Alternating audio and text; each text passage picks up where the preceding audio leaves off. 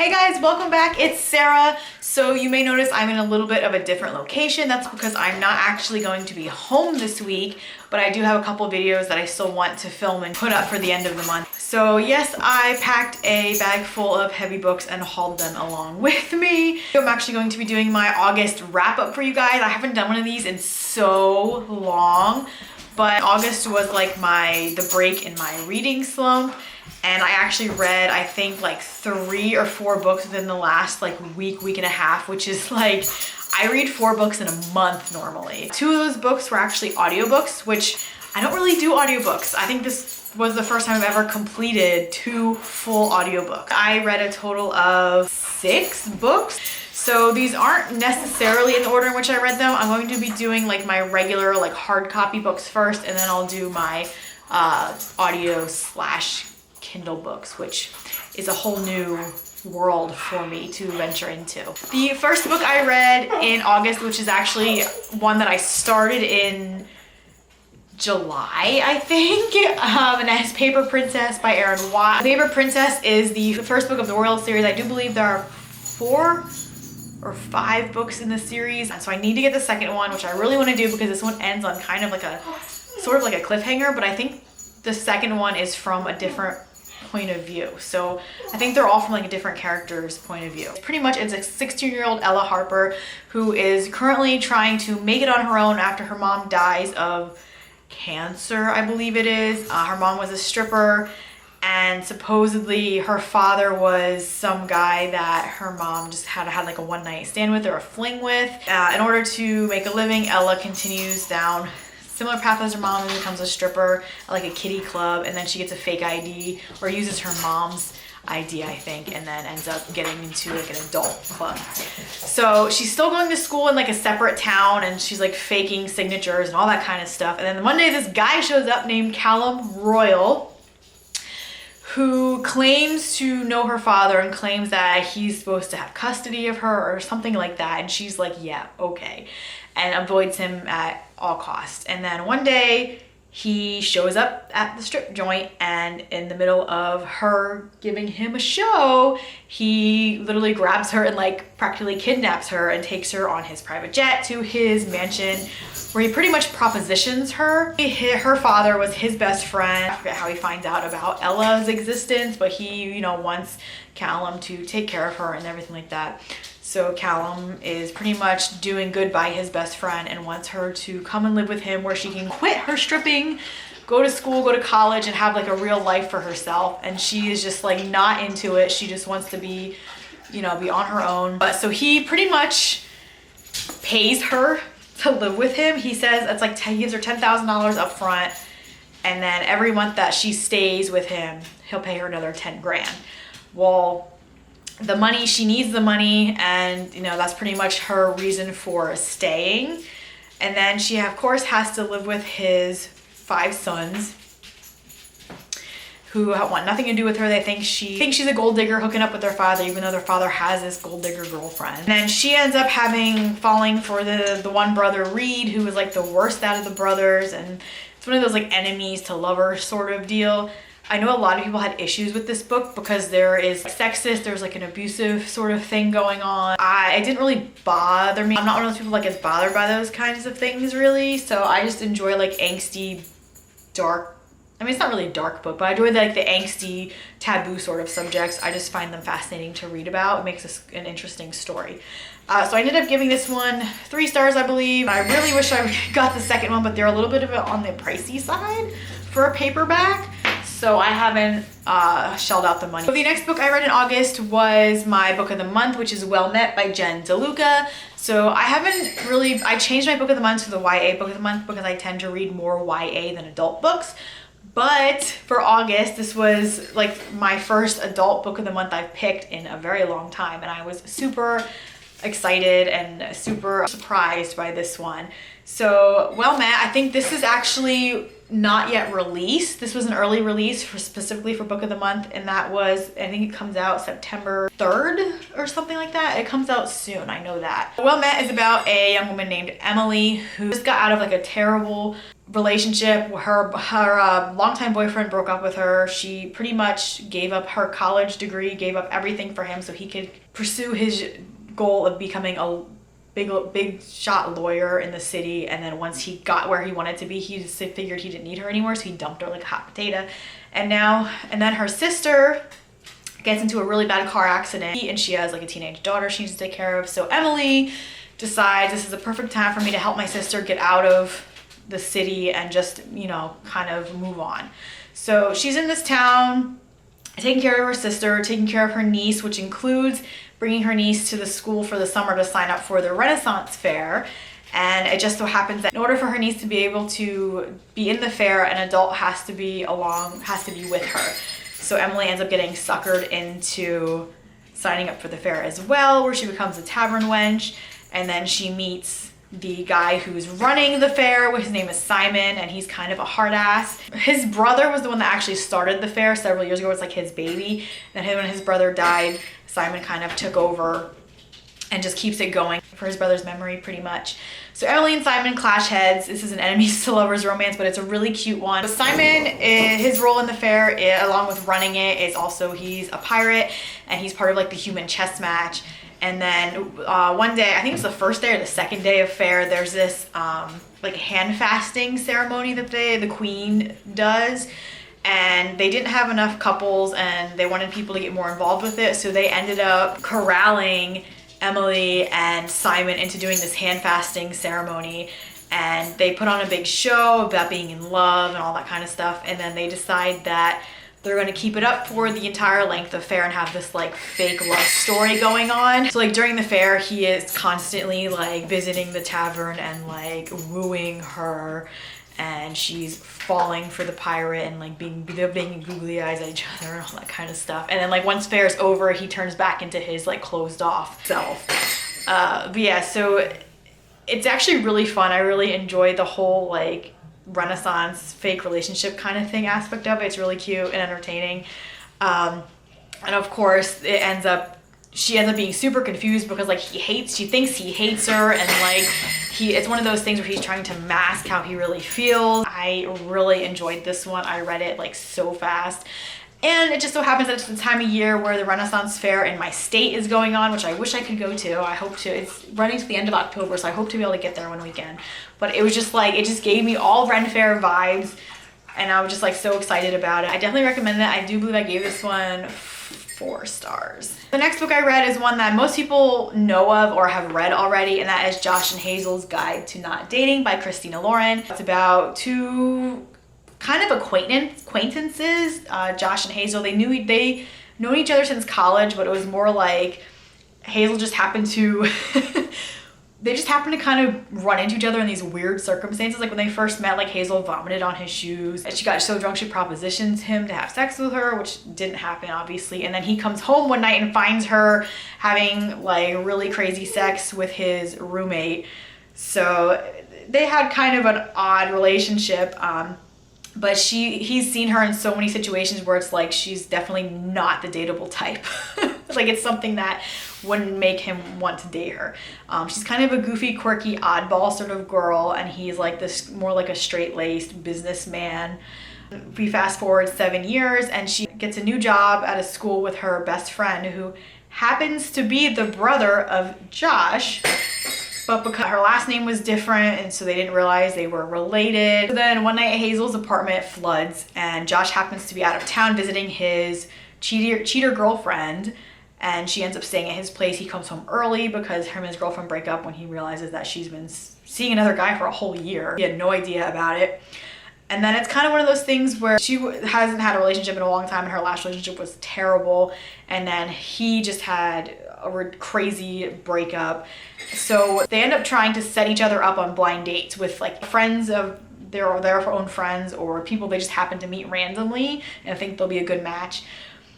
And they end up going on double dates together, like for all of these dates. And these dates turn out so badly that they end up leaving and hanging out together, going home together. And of course, you know, feelings develop, and it's really fun. There's some really laugh out loud moments in this. I loved it. This is my first ever Christina Lauren book. I really enjoyed it. I ended up giving it 4 stars.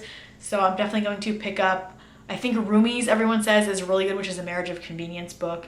And then The Unhoneymooners, which is their newest one, I believe, is also, they said, is also very entertaining, very good. So I'm looking forward to reading more by them. So the next book I read was my first audiobook, and that was The Deal by Elle Kennedy. The whole reason I got it and read it was because it was free. It came up on my Kindle recommendations, and the ebook was free, and as well as the Audible audiobook was also free. So I figured, well, this is my chance to actually try an audiobook, because I don't usually, when I do audiobooks, I don't really retain as much information because I'm not an auditory learner. I'm like a visual, like reading it, the text, I retain more of what the story's about. So The Deal is the first of Elle Kennedy's off-campus series. It's about hockey players. I'm gonna leave a picture here because I don't feel like holding up my phone because you probably can't see the title, the cover anyway. So it's about college students, Hannah and Garrett. Garrett's on the Briar University hockey team. He's like the captain of the hockey team. He's a hotshot hockey player, popular guy. And Hannah is a victim of a sexual assault, and ever since that happened to her, she's been unable to have a pleasurable experience during sex since that happened to her. So she's trying to get past that, and for the first time in a while, she ends up meeting a guy who she is like actually really into. And Garrett, who is not said guy, is having an issue with passing his one ethics course. If he fails the midterm, he's gonna fail the class, then he's gonna be sidelined from the team, and he needs help. And he happens to see that Hannah gets an A on the midterm. He kind of propositions her into tutoring him, even though she wants nothing to do with him at all. So he thinks that with his status, his popular boy status, it'll rub off onto her and she'll be more desirable because she's hanging out with him and all his popular friends, and then the guy she's interested in will be interested in her, and yada yada, they'll both get what they want. Right? Sounds like it'll work out. Obviously, all the kinds of complications happen. He ends up developing feelings. She ends up developing feelings. So I ended up actually giving this one 4 stars. Elle Kennedy this is my first Elle Kennedy book also. I really enjoyed the angsty backgrounds of both of the characters, and it damaged them each in some way. The only thing that dropped it down a star that I wasn't a fan of, and if you guys have not read this book, I will put a little spoiler tag here so you can skip it if you want. But it was with Garrett's father. Garrett's father is like this big hotshot hockey star, and he kind of forces Garrett to follow in his footsteps. He's one of those fathers that, you know, pushes his son to be the best at everything, be number 1 on his team be number 1 in the division and all that kind of stuff. So he finds Hannah as a distraction, and he pretty much blackmails her into breaking up with his son. And of course, Hannah doesn't want to tell Garrett about this, which I hate that. I feel like that happens so often, and it's so irritating because then she breaks up with him and he doesn't know why, and there's this back and forth, and it drives me crazy. Other than that, it was really well written. There was some really good like jokes in it, and Elle Kennedy writes really good smut, I just have to say. She writes it really well. Next audiobook I read was The Mistake, which is the second book of the off-campus series. So pretty much there's 4 books in the series, and each book follows one of the boys that they all live together in like off-campus housing.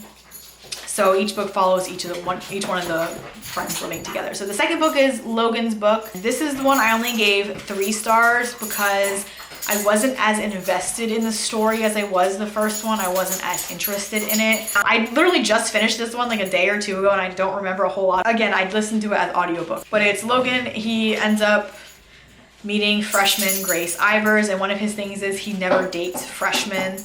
But it just so happens that he was invited to a party and ends up at the wrong room, and then him and Grace have like a hookup, and things kind of escalate from there, and then there's this whole misunderstanding. He was like into Hannah. If you read The Deal first, there's like a little bit of a backstory there. And in order for him to kind of get over her, he kind of sleeps around a lot, and he thinks Grace is like the key to getting over her. I don't know. And then Grace ends up finding out about that and is like, well, you're using me pretty much. And it's just one of those things that I just wasn't a big fan of, that kind of a storyline.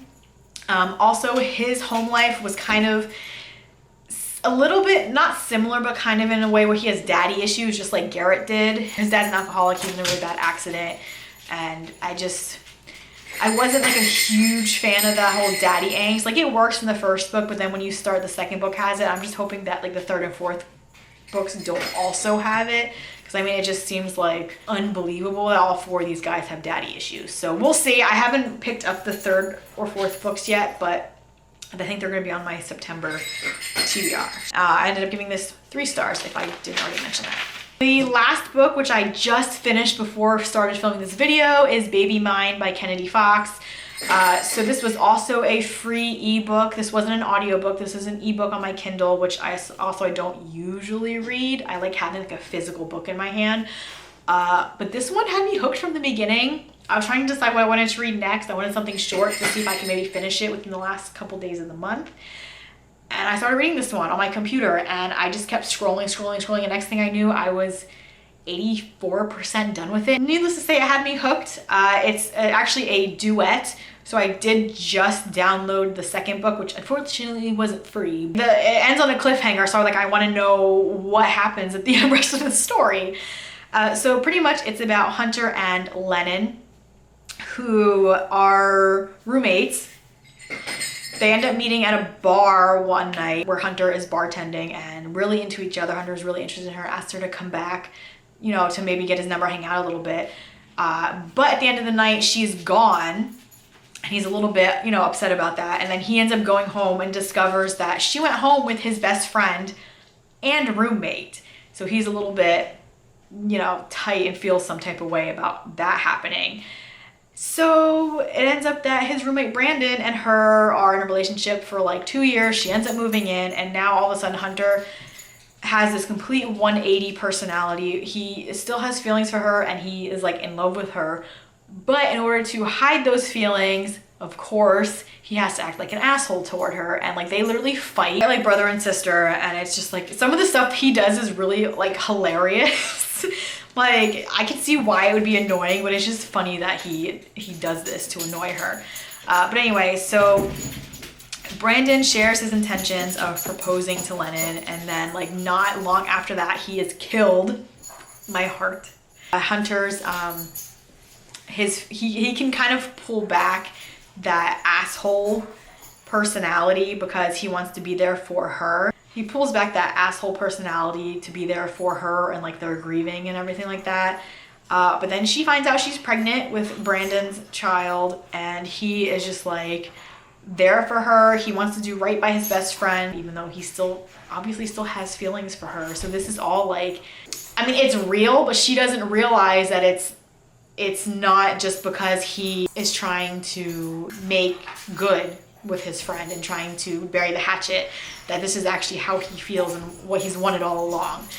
So it's an interesting dynamic. I really did enjoy the book. And it ends because she comes from a highly religious family.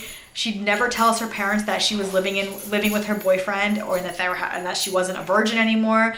So when she finds out she's pregnant and she has to go home for a holiday weekend of some sort, she is freaked the hell out because she doesn't know how to tell her parents, or she's afraid they'll disown her and all that. So her and Hunter come up with this plan that they're going to pretend they got married and say that she got pregnant on the honeymoon, which is just going to cause, that's how it ends. Like, we don't see them. The book ends right before they're about to go to the airport and go home for this holiday weekend to her family. So I'm really interested to see how this plays out in the second book, which is called Baby Yours, I believe. And this book ends on a cliffhanger. Like, literally they're about to walk out the door and someone shows up, and it's just like, that's it. It ends there. But yeah, it's a really good book, really exciting. I'm kind of a sucker for like pregnancy stories, especially ones like this. I just find them, I don't know, intriguing. I like to read about them. That's pretty much it for that. Hey, this is Sarah from the future editing this video, and I just realized that I never gave you guys my rating for Baby Mine. And I think so far it was going to be a 3-star thing because the whole main like plot line that was described in the synopsis didn't really happen until more than halfway through the book. A lot of it was establishing relationships and everything like that, and really solidifying Brandon and Lennon's relationship, so that way when he dies, you kind of feel it more. So I think I'm gonna end up bumping it up to 4 stars for Baby Mine. All right, and those are all of the books I read in August. This was a huge rambling rant. I am so bad at doing these wrap-ups. I'm so bad at like explaining synopses for books. But I tried. I was a little bit better than I usually am because I had notes in front of me this time. Leave me a comment down below what books you read in August and which one was your favorite. If you read any of the books that I mentioned, what you thought of them. Or if you have any other recommendations for me, I would love to hear them. I've been really on a contemporary romance kick lately, which is weird. Normally I read like YA fantasy, YA stuff. But it's gotten me out of my reading slump, which is good. So hopefully September will be another fruitful reading month for me. And that's it for this video. I'll see you guys next time with a new one. Bye.